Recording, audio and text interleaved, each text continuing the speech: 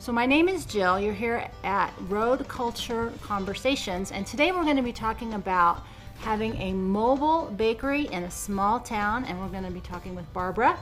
You want to say hi? Hello. Je suis tombé amoureux du soleil dès qu'il s'est jeté sur mes pieds. Collectionner les histoires. Barbara has this bakery in the little town of Mountain Air, and I wanted her to just tell you what she did and why she did it. But first, let's just do a tiny bit of background. You're not from Mountain Air, are you? No, I'm not from Mountain Air originally. Relax. I'm cold. I know. It's really cold outside. Cold out here. I'm not originally from Mountain Air, no. I was born in Texas and have lived all over the country. Spent the last 35 years before moving here in New York City. And doing extensively traveling, I guess you'd say. So that's it. And here I am. My husband and I decided to find a good place for grazing horses, and we thought that would be New Mexico. Because you have to live here to understand why that's funny. They've seen pictures of my cow farm where there's no grass. So yes, there's grass when it rains.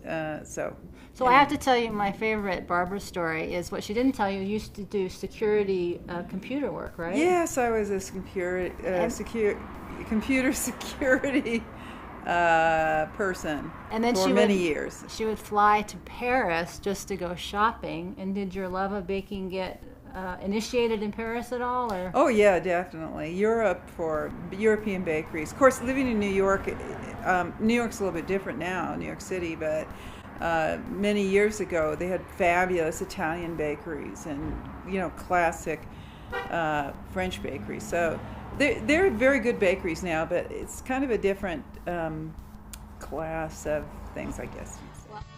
D'où sa mère écœurée, balayer l'espoir de nos rêves édulcorés, briser le miroir. She is a breath of cosmopolitan urban air in a small town in a mobile unit. So that's why we're talking about road, rural, and urban culture and the intersection. So what made you want to put your bakery on wheels? So what is your bakery, what is the building, and why did you do it that way? Okay, so the building was originally a mobile data center at Los Alamos, so it's probably radioactive or something like that. Another New Mexico treasure. But I bought it because the building codes in New Mexico are very, very strict. I mean, if you travel here, you'll see, particularly if you travel rurally, you'll see a lot of substandard housing, and my opinion is part of the problem is that the codes are so strict that people do everything, including really, really crazy things, to avoid them.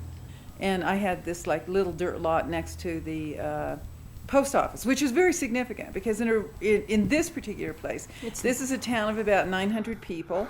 But it services farms and ranches all around the area, so everybody comes to the post office. It's the in spot on Saturday morning. It's the in spot, the post office.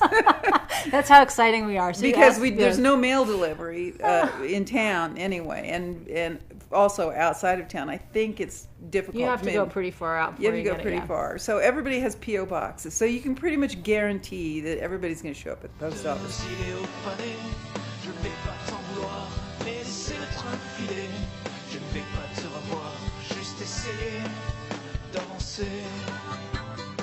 Why did you decide to do wheels? What makes that different? Well, it's actually a vehicle, so it's not subject to code. A very important point. I think you'll see across the country there's a lot of people doing trailers for exactly the same reason. You can put one up much, much less expensively. And I'm not against building codes. Building codes are great, and we looked at the structure's government steel, so I mean it's strong. Radioactive steel. Radioactive steel, yes. It's an important thing. What happens when you want to sell? Oh, well, actually I could sell it and they could just drive it off. which is very important, which you know is Yeah. why I love having my house in a tiny box on wheels. So. Yeah, or I could drive it off to the ranch and go bake over there and be happy too. So Well, that you know. may be a good someday plan. I have to leave the arbor though. I like the arbor a lot. So So the next question I wanted to ask you is, why did you start a business in a small town? Because there's challenges here with our 900 very diverse people. well, I started baking bread because New Mexico is not a bread state. It's basically a tortilla state. You can find tortillas and things that are called bread.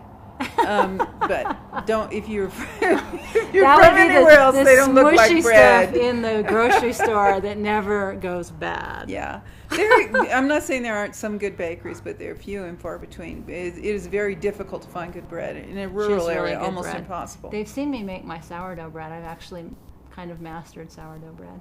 I may be doing a class on baking bread at home. Yeah. Because I can't actually bake enough bread here. Our for bread people. sells out. So if people could start doing their basic daily bread at home, maybe I could do some fancy breads or something. That she's could be fun. very good, very good.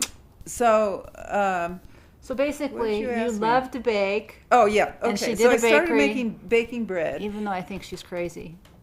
It's a About hard what? business. It's a hard business. Oh yeah, it's a very hard business. But I kind of got suckered into it because I was baking bread for myself, and then I thought, well, I'll just sell some bread at the farmer's market. And that really Which took is off. right next door in the parking lot. Yeah. So, and then I realized that when you start baking bread in your house, you're going to have flour everywhere, flour on everything, everywhere. Along with the So- dirt and the dust from the wind. So I started planning on how to get, not be baking in my house. And at the time, this little this lot is 14 feet by 100 feet. It's really narrow, but right next to the post office. It became available. So I thought, well, I'll just open a little bread bakery. And Here we are. and here we are, How but many it's years now? I think this is our 4th or 5th year. I don't Fourth know or fifth. exactly. Okay. You guys both from Mountain Air? No, we're not. Where are you from? I'm from Rio Rancho, Las Lunas. And you drove up for here? Yes, absolutely. Thank you for supporting Mountain Air. Barbara has good stuff, doesn't she? Yes, this is the best. That's the only reason we come here. You want to say happy holidays or Merry Christmas? Happy holidays and Merry Christmas. Merry Christmas.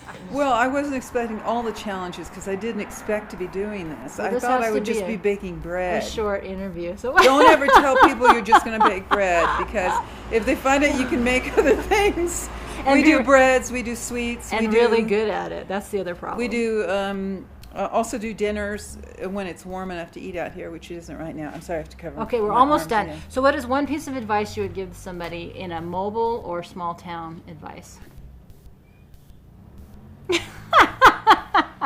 Looking back, one thing. The biggest problem is staffing. Oh, that is. And there are a lot of problem. reasons That was for including that. me for a while. Small businesses have a lot of issues, and staffing is one of them. And the cost of taxation on wages New is Mexico is bad. immense, just immense. And then you feel really guilty because you're paying your employees like minimum wage, and the government's taxing you, telling you they're not being taxed. Un filet, balayer l'espoir de nos rêves édulcorés, briser le miroir de nos idéaux fanés.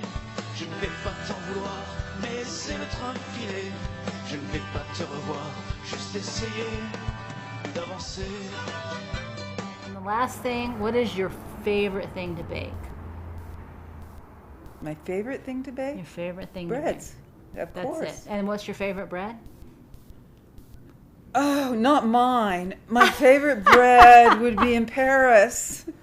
Maybe we can do the next conversation in Sitting Paris. with a glass of wine and everybody classic baguette with in favor a of crust going to like Paris. glass. I don't have a steam injected oven, so the French are definitely know what they're doing with baking Well, bread. that is one of my favorite memories. Is when I went to France, as I stayed in Paris. I forget what it was called, but it was basically students from all over the world, and somehow miraculously in the morning, big bags of baguettes would show up every morning. I know, and they're really cheap because you get French bakers here, and they can't believe what Americans would pay for a baguette because to them that's like a glass of water. It's since the French Revolution when they chopped off everybody's head because they didn't have Yeah, bread. you've just now now they have bread. You just demonetized my video. Thank you very much. Oh no! How It's did I just, do I'm that? kidding. Well, they will, but that's okay. Oh, we'll All just right. cut it out. So, where are we at?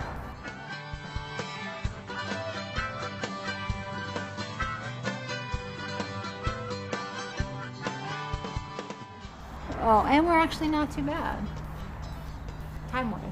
Oh, good. Okay. So anyways, I want to say thank you. Thank you, Barbara, for sharing this time with me. Thank you, Jill. Thank you, folks. And we will see you next time. Bye.